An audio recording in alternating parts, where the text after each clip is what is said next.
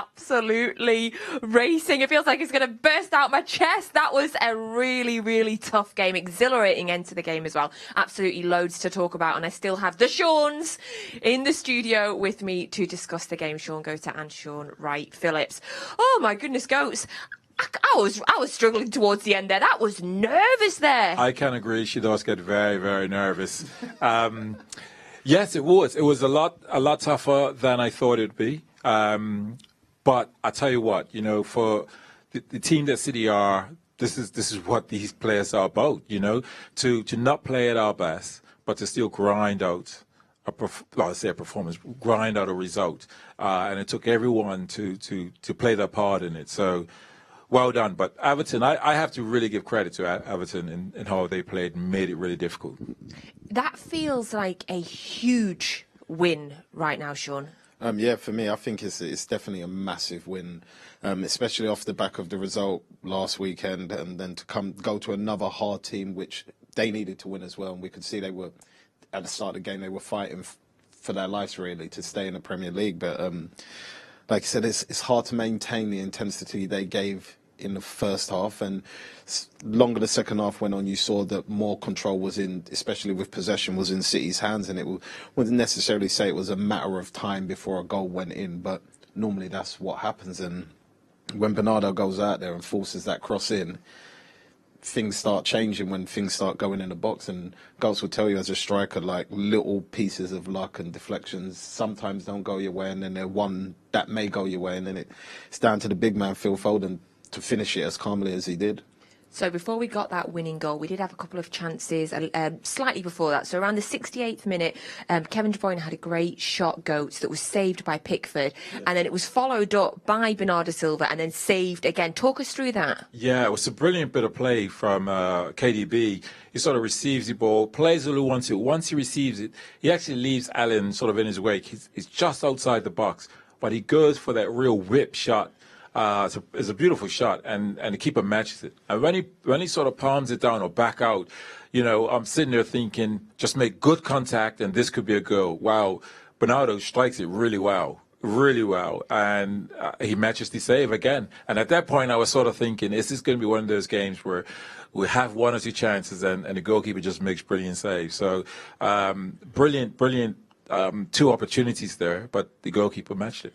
A few minutes later, Phil Foden had a chance, Shaun. And at that point, it did feel like we were starting to take control of the game a bit more.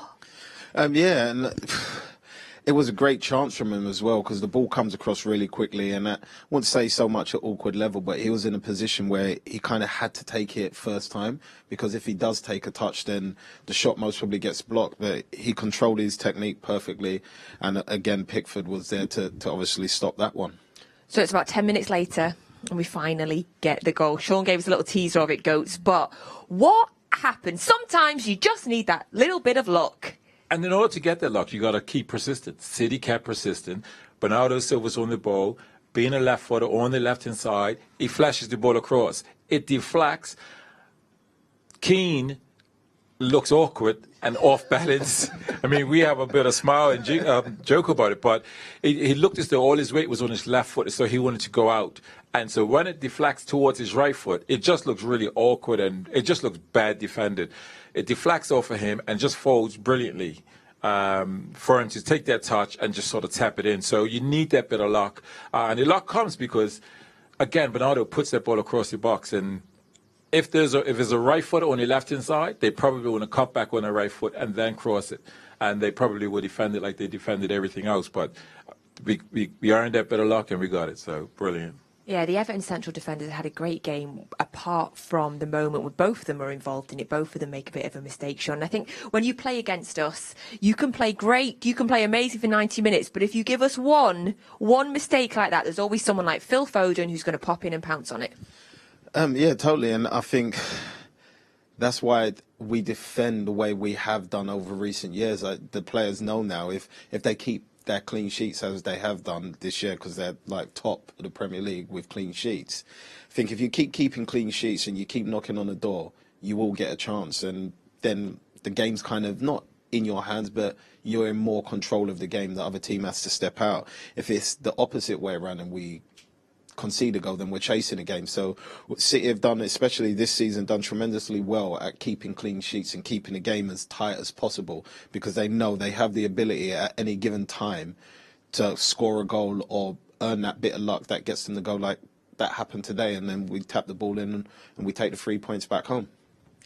Now, a few minutes after the goal, there was an incident involving Rodri, a penalty shout from Everton that VAR did look at. So if we're going to be brutally honest, Sean, what did you make of that decision? Well, I was somewhat calm, but then again, with today's decisions, you do get nervous.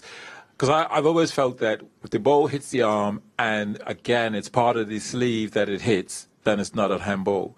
But again, because of refereeing today, decisions get made and 1 week is given, another week is not. So I was relatively calm. And my initial thinking was, when a ball's in that position like that, no matter what player you are, if you're trying to chest it, your arms go out to sort of control the ball with your chest. And the ball sort of comes up off the surface at a slightly different angle than Rodri's expecting. So that's where it goes towards his arm as opposed to his chest.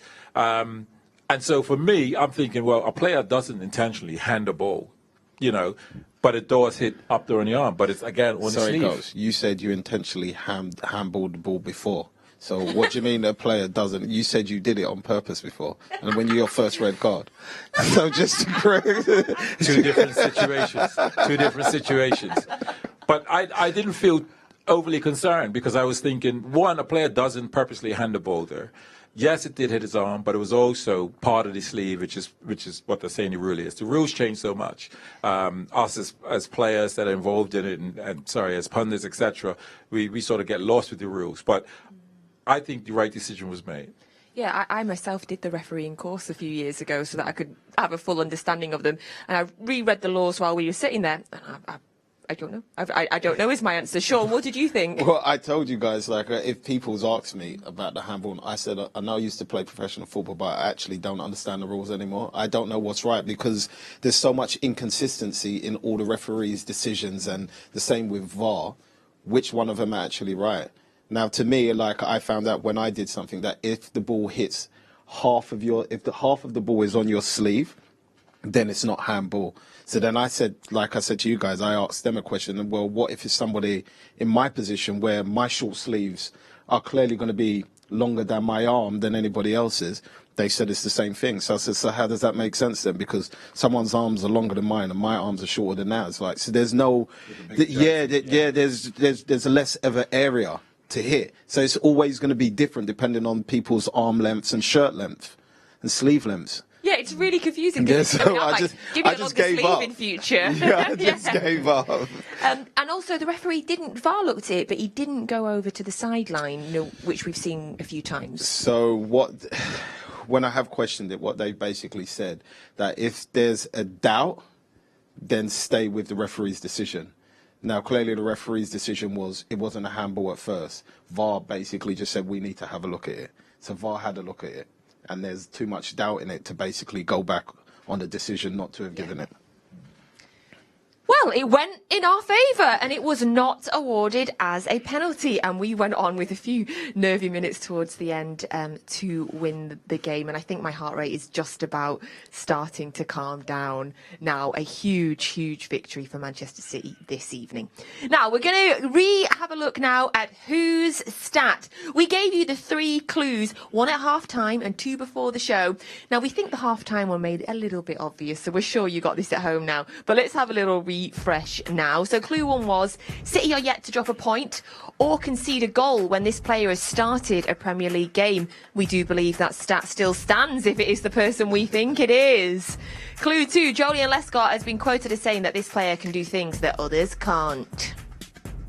And clue 3, this player appeared in almost 100 games for today's opposition. Sean Wright-Phillips, you were the first person to get it. Who do you think it is?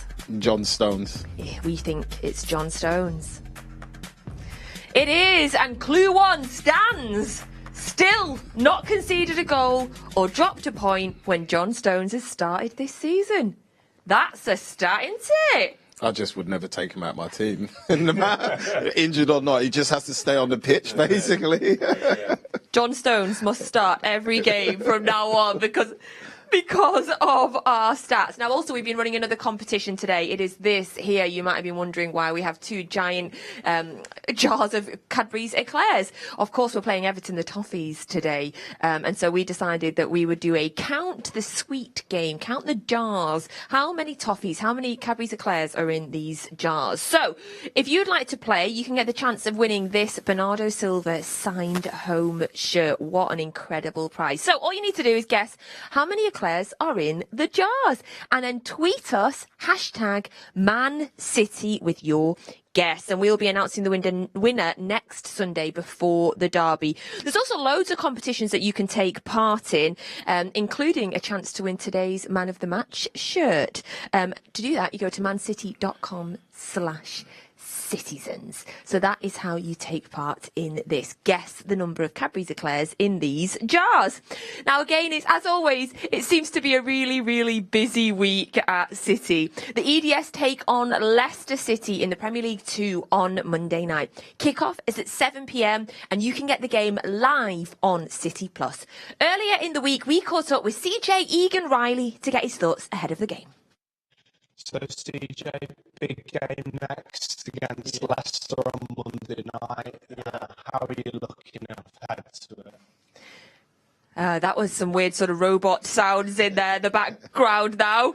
You definitely can see that game, though, on Monday, 7 o'clock on City Plus, and best of luck to the EDS side. So, obviously, that game is Monday. There's another game on Tuesday. We are back in FA Cup action. I love the FA Cup. We're taking on Peterborough. It is a 7:15 kickoff, so a bit of a different time there. So, don't forget, Matchday Live will be starting at 6:15. I will be joined by Big Blues, David Mooney and Big Steve. We're carrying on our FA Cup theme of really making it about the fans, so I can't wait for that one. Michael Brown is on co-coms again with Ali Mann. So the FA Cup, gents. Sean, do you love the FA Cup as much as me? Yeah, I think maybe more. It's exciting times to be in it, especially, when you get that chance to especially lift it. So there's a lot I feel like the players to play for. Whoever's in the squad, whether it's young, with some seniors, there is something to look forward for. And we're taking on Peterborough, Championship Peterborough. They got beat today off Hull. We were keeping an eye on that score before our game. What sort of game are you expecting on Tuesday night, Sean? Well, I anticipate we always respect the opposition. So Pep will put out a team that is still a strong team and wanting to advance. And what I like about the FA is that, even the underdog team has the opportunity to play against teams like City and have their feeling like, what is it like to play against world-class players? And City players go out there and give it everything and say, well, if you're playing against me, this is what it's like. You may have to chase the ball for a few minutes to try to, win it back. But then we've got quality players that go up there and score goals. So I think it's great. The FA Cups, and it's a brilliant trophy. And as you said, and as we will always say, Pep Guardiola really respects every competition that we're in. We always put out a strong team. What sort of team will you be expecting, though, Sean? Do you think there may be a few of the youth players in there? Well, in and around the bench, maybe Cole Palmer might start just for a bit of fitness. But when you've got Grealish getting back into fitness and obviously Jesus, I should imagine they'll play as many minutes in that game as possible. So, like Goat said, it will be a very strong team. They won't. As we know, Pep doesn't let up regardless. He respects every team and respects every competition that he's in. And we know it's one game at a time. We always say it's one game at a time, but do you think there might be an eye stretching to the derby next week, Goats, or do you think it's full Peterborough only? The best way to deal with the derby is win the game in front of you. You got to win that game first. So, players that come to mind, I'm thinking Walker potentially could get some minutes. Nathan Ake, I think, is one. Gabriel Jesus, I know he came on, and Grealish. I think these guys will be getting a good 50, 60 minutes. And the best way to go into that derby is get a good result, even though it's the FA Cup. Get the win, and you go into it having had 2 good wins under your belt. Keep that confidence up. Yeah. Keep that momentum up. Brilliant. Sean, thank you very much for joining us. Sean, thank you very much. Happy birthday again for yesterday. He didn't share his cake with us, by the way. No, we didn't get sliced or anything. I think he's just taking it home with him. And thank you very much for joining us on Matchday Live this evening. Wow. What an incredible game. My heart has stopped, but I'm not sure my feet are back on the ground yet. So City got the 3 points today. 6 points clear at the top of the Premier League. Let's focus on that. We'll be back on Tuesday night for the FA Cup 5th round game against Peterborough. 6:15 kick-off. Don't forget, it's a little bit earlier than normal. So Blues, enjoy your weekend. That was a phenomenal, incredible, important win for City. So have a wonderful weekend, and we'll see you all again on Tuesday. Happy LGBTQ plus History Month. LGBTQ plus History Month from Canal Street Blues to all our members, friends and allies around the world. Wishing all our fans a happy LGBTQ plus History Month. Happy LGBTQ plus History Month. Wishing all our fans a happy LGBTQ plus History Month. Happy LGBTQ plus History Month from everybody here at Manchester City Women Official Supporters Club. A happy LGBTQ plus History Month from the cities in Brazil. Happy LGBTQ plus History Month. Happy LGBTQ plus History Month. LGBTQ plus History Month. I'm here to wish a happy LGBTQ plus History Month from everyone at the Citizen Brazil. Love, respect, and always come on, City.